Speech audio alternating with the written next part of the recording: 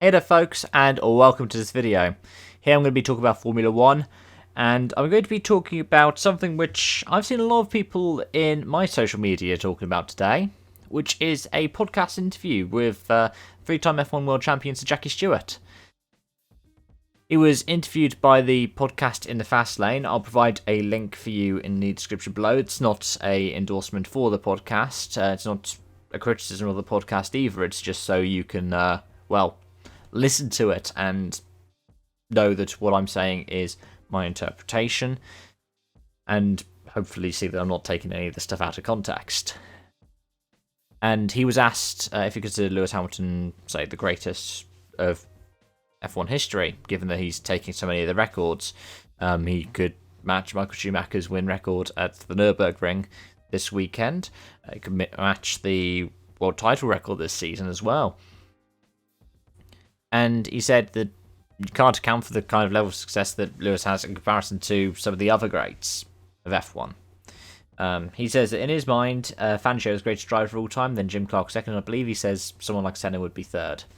But he also names other people like Brabham as people who he considers among the greatest in F1. His reasoning, he says in the interview, is because you had typically less than a dozen races in an F1 calendar, and drivers would often be going off and driving in other categories. That could be other categories in open wheel, so that could be say oval racing in the States, but it could also be sports cars. It could be Grand Tour, Can-Am. It could be touring cars. And his argument is F1 drivers now only do F1 and they do 22 races a year. He also said the pressure days were all relaxed, even though they go to factory and everything is a different world. And let me respond to that. And a lot of the people who I've been following, they say that they draw comparisons to what Willie T. Ribbs said back in July, because Jackie Stewart said back in July that F1 doesn't have a diversity issue, when Lewis Hamilton said that it does. And Willie T. Ribbs said, this is a quote from the tweet, "It's a stud field mouse, aka Jack Stewart, was by far the most racist and hostile driver I ever dealt with in my career. The reason you never see a diversity issue is because you are a diversity issue." Now, there are other people who say similar things about Jackie Stewart, and this is not something that's supposed to be any kind of character attack. It doesn't do anything that affects who he was as a driver or a team owner, but it's about who he is as a person. And that's something important to think about. It's about who he is as a person, and partially why. And it seems talking down to say that people don't usually trust sports people for their opinions on these kinds of issues. But at the same time, we're talking about a time where we've seen Bernie Ecclestone saying the things he's been saying about, what was it? He said, "It's not my fault I'm white." When he was accused of racism for completely unprompted in a CNN interview, saying that on some occasions black people were racist and white people, which was, like I said, completely unprompted. Because he was asked about a diversity initiative. I think you've got to take a lot of these things in context. That's something that is often said as a way to try and defend these guys saying what they're saying, but I have to say that you need to treat those allegations by someone like Willie T. Ribbs quite seriously as well, because obviously he has his reasons for saying that. And like I said, it doesn't necessarily impact how Sir Jackie was as a driver. He's still a three-time F1 World Champion, but it affects how you can view him as a person. Now let's actually respond to his kinds of claims. And I think the thing is, there is part of it where Stewart has a point. And it's one of the last things in the quotes that are in the motorsport.com article, which is that it's a different world. And it really is a different world. And that's probably the main point for this argument. The reason why F1 is so specialised is because it is a completely different world to other disciplines around it.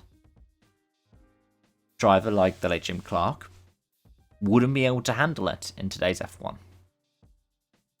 Heck, we saw when Schumacher came back, he was still a great driver, but he wasn't at the same kind of level as some of the other people in F1.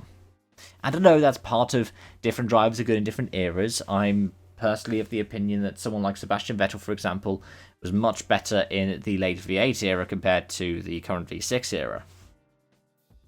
And I'm of the opinion that someone like Lewis Hamilton is much better in the current V6 era compared to a lot of the kind of V8 era that he raced in before.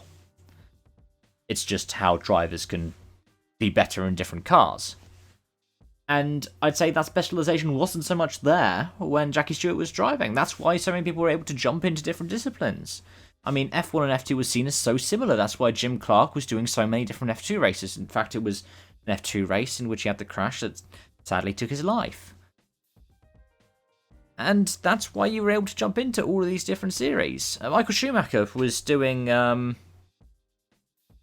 endurance racing before he went into F1, and the cars were very similar. That's how Sauber were able to come across from something like Le Mans to Formula 1. That's how Toyota at the end of the 90s were doing the same thing. And you don't get that today because everything is so much more specialised. You don't necessarily see F1 drivers. I mean, Mansell went across after he retired from F1 to do IndyCar. He also did some races in the touring cars, and then of course went back to F1 and so on and so forth. But at that point, you still had a specialisation of the drivers.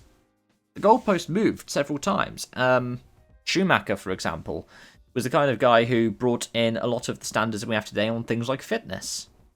Because beforehand, these were more gentleman races. You didn't really see people constantly working out in the gym to be able to get the kind of neck strength up to be able to compete in F1. I mean, heck, back in the 60s, they were bathtubs full of fuel. That's the analogy, isn't it? And that's, I think, the crux to this. Yeah, it is a different world. But you know what? Some of these drivers are actually working harder just to be competitive in Formula 1. Compared to someone like Jackie Stewart when he was jet-setting, doing the, what was it he said, 86 Atlantic crossings in a year, and like a quarter of them in the Concorde. Like, there was a massive difference in those kinds of cars. And it doesn't make anybody any less or more of a person, any more or less of a driver, to have driven in those different eras. I think Lewis Hamilton's still one of the greatest drivers in the history of F1. Maybe even the greatest, because of the statistical kind of analysis. I mean, I talked a while ago about the AWS fastest driver thing and how that was a bit odd. It's nice to do those kinds of things for fun, but those kinds of things like the best driver and so on are very opinionated, and they're not necessarily things that you can put into all of these statistical analyses because they don't necessarily add up. But I don't think it's right to talk Lewis down in that kind of way, because he's moved the goalpost. And that's the sign of a racing great. Somebody who moves the goalpost. And again, I made a reference to Schumacher earlier. The kind of way that he had his training regime moved the goalpost. Lewis Hamilton, because of his way that he acts outside of F1. His team ownership. We're seeing an F1 driver owning a team for the first time in a long time. Of course, Alonso has his own racing team as well, but with Lewis Hamilton and X44 in Extreme E, that is a new kind of venture. The way that he does the kind of brand recognition with Tommy Hilfiger, for example, that is something that we haven't really seen with F1 drivers before. He is moving the goalpost. And the next generation of F1 drivers are people like Lando Norris, who are moving the goalpost even more by making themselves appeal more to the fan base by being like Twitch streamers. Lando Norris is about the same age as me. He's actually younger than me. He is the next generation of F1 driver because they are doing the streaming. And if you don't believe me, he was doing that. He's managed to influence drivers around him to be doing that. You see Albon, you see Leclerc. They're doing the streaming. They're doing the sim racing constantly. They're having fun with that. And that is where F1 is going to be. That's what the next generation of F1 drivers are going to be. And if one of them goes on to win 10 world championships, I'm not saying that they're going to, they're probably not going to, but if one of them went on to win 10 world championships, I still say they were one of the greatest, even if they were in a car that lapped every other car on the track several times, because they moved the goalpost. Like, they've changed what it means to be an F1 driver. And Lewis has done the same. So, I dismiss the notion that Lewis Hamilton is no match for Fangio or Clark.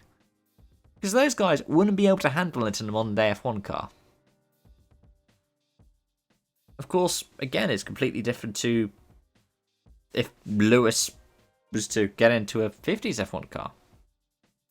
He would be taking it differently. But again, that's... And I don't like the idea of saying things are entirely subjective.